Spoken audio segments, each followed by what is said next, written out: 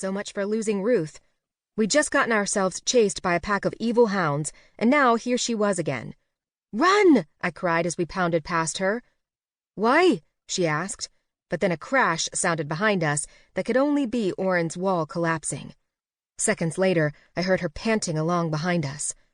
"We need to find our piece on the square," I huffed. There was light ahead, which meant a station and stairs to the surface. "They'll have a sword." Orin said nothing, which I took as agreement. A howl sounded behind us, which sent a chill scurrying up my spine. They were on the hunt. We took the stairs 2 by 2, bursting into the afternoon light. I spun in a circle, trying to get my bearings, while not keeling over from my lungs bursting. "Where are we?" "The library," Orin pointed. I followed his finger and froze. The library where my mother was waiting. "No!" I cried. "We can't lead them to her." "We don't have time to argue. We need her sword."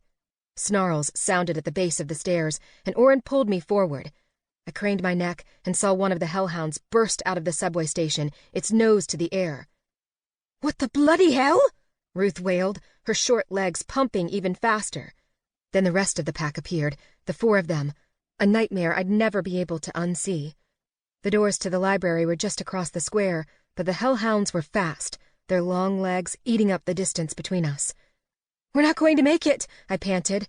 Orin threw a spell over his shoulder, and a tree standing at the edge of the square cracked and crashed directly in their path, separating them from us. It didn't stop them for long.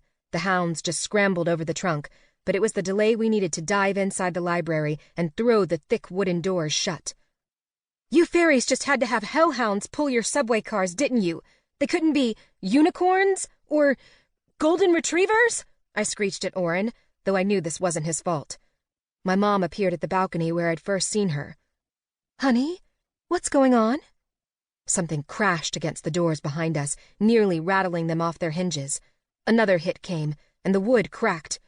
Down the hallway to my left, I heard glass shattering. One of them must have come in through the window. "Grab your sword, Mom!" I screamed, pounding up the stairs. "We're leaving. Is there a back door?" My mom darted into a room and came back holding a long sword gingerly, like it was a poisonous snake. I grabbed it from her, determination filling me as soon as my fingers wrapped around the leather grip. Now things were a little fairer. I grabbed my mom with my free hand and pulled her forward. "Is there a back way out of here?" She stuttered for a moment before focusing. "Down there," she said. "Past the kitchen."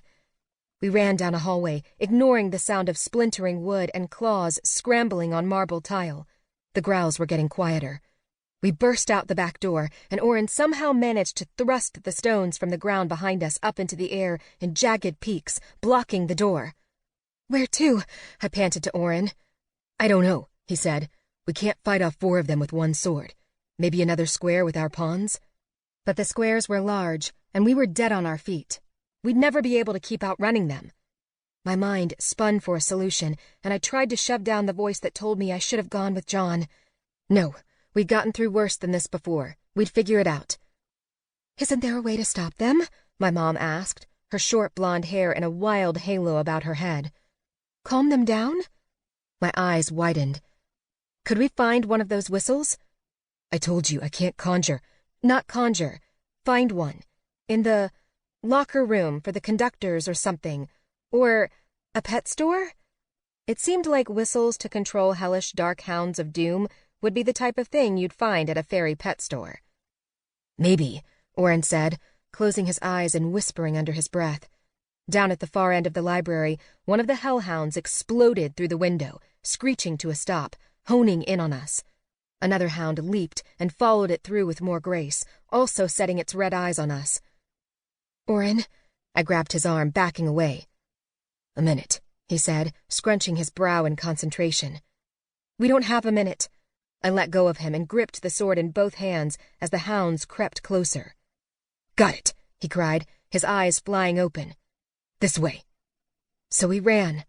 I pumped my legs faster than I ever thought possible, pulling my mom bodily beside me. The hounds bayed behind us in the delight of the chase. Orin threw object after object at them, slowing them slightly. His magic must be near depleted by now. "There it is," Orin cried, as we approached a tiny brick building with a hanging sign. I didn't care what the sign said, I just knew it was shelter. My legs and lungs were burning, and I could feel my mom flagging beside me.